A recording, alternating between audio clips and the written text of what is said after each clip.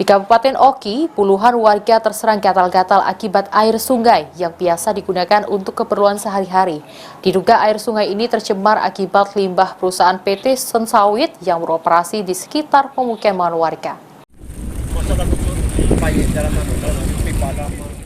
Warga Desa Lingkis, Kecamatan Cicawi, Kabupaten Oki, terserang penyakit gatal-gatal akibat air sungai yang biasa mereka gunakan sehari-hari diduga tercemar. Sedikitnya sudah ada 50 warga baik dewasa maupun anak-anak yang terserang dan melapor secara langsung ke pemerintah desa.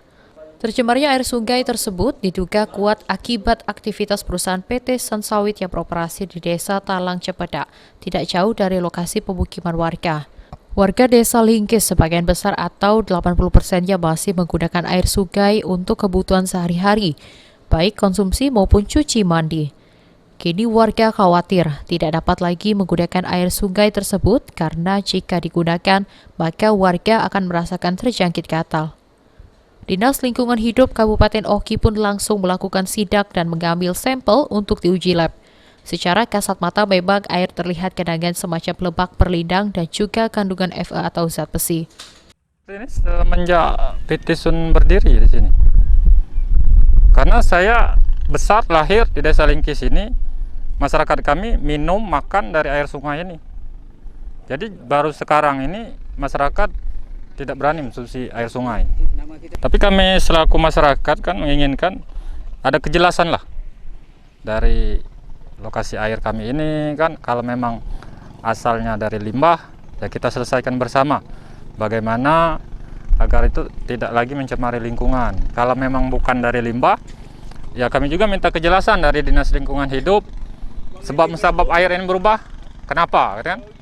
Jadi kita juga sebagai masyarakat tahu dampaknya air sungai itu dari mana kan? Banyak anak-anak yang dewasa juga laporan dari mereka ketika mereka mandi, setelah selesai mandi ada keluar gatal. Kemudian setelah berkeringat keluar gatal seperti kalau bahasa kami keringat malam. Baru melapor kami memang sekitar baru 50 orangan itu yang memang langsung melapor ke kami.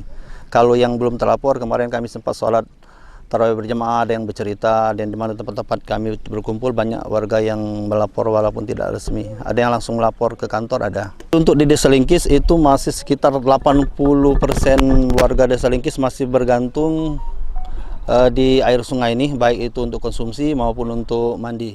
Kami menindaklanjuti dari laporan masyarakat dan beberapa teman media juga adanya laporan bahwa tercemarnya sungai yang ada di Desa Lingkis.